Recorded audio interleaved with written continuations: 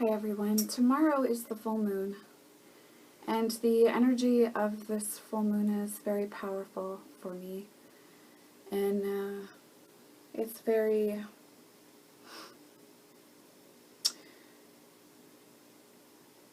deep, and I've really been feeling, especially since reading The Moon Within You by Gaia Rodriguez, this urge and this call to go back to the books that started me on my path. And those books were not how-to books, they weren't Wiccan books, they weren't books on witchcraft, they weren't actually spiritual books. They were books of fiction, they were books of poetry, books about people's lives and the way that they felt and their own inner truth. And so I was feeling very drawn to just share a little bit of the book that's keeping me company this moon. And this is September 2016, and I've been rereading Henry Rollins' Black Coffee Blues quite a bit, and there were a few passages that I really felt drawn to read out loud today. And this is, let me get my glasses on.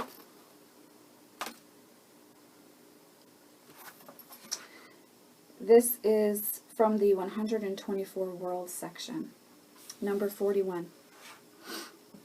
He was my hero, so I watched him closely. Yeah, he said all the things that I wished I had said, the things I wished I had the guts to say. I knew it was all the truth, but damn, I couldn't just come out and say it like he did. He was driven by hate. He was absolutely fueled by hatred. I liked to hear them try to turn him around. They would come on with all this soft sell crap. He would just flatten them with his resolve. Their rose-colored glasses cracked right into their eyes. They would try to run guilt trips on him, telling him what his problem was. What did they know? They never even left their houses. I would never say a word one way or the other. I just watched and listened. It was great to see all their bullshit fall to the ground in front of him. He wasn't going to go their way. I didn't always agree with him. Some of the things he said were too extreme for me, but I liked knowing that he was around. Yeah, he made no bones about how he felt. It's not the kind of language I like to use, but the best way to put it was, he didn't give a fuck about what they thought and what they thought about him. I wish I could say that. I still think of him. And then from the Black Coffee Blues section, a journal of sorts from Henry Rollins' travels on different tours over the years. October 9th, 1990, Tucson, Arizona. The Southwest is filled with sadness. The sun takes so long to set. Seemingly motionless it hangs, painting everything with deep, resounding sorrow. It mourns the earth before finally dropping out of sight. Rolling along the 10 West, every town looks like a ghost town, like they built them so that they could have a place to leave. So many dead ends. The heat paralyzes, holds everything in its grip. These shit kickers, they have eyes of stone that fix upon you with a vice grip. They stare right through you like a hot moving desert night stares through you. A fat man staggers through the dressing room. I've also been reading some poetry by E. Cummings for this moon. And thought I would share a few of those poems too. One's not half two, it's two are halves of one, which halves reintegrating shall occur, no death in any quantity, but then all numerable most's the actual more. Mind's ignorant of stern miraculous, this every truth. Beware of heartless them. Given the scalpel they dissect a kiss, or, sold the reason, they undream a dream. One is the song which fiends and angels sing. All murdering lies by mortals told make two. Let liars wilt, repaying life their loaned.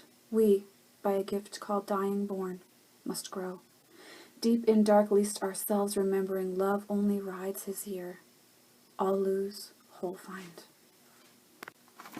So I've really been connecting powerfully with my roots, the roots that started me on this path many, many years ago, probably 10 years ago now, and feeling really powerfully connected to the understanding that the inner work the inner realm is essential to my path, and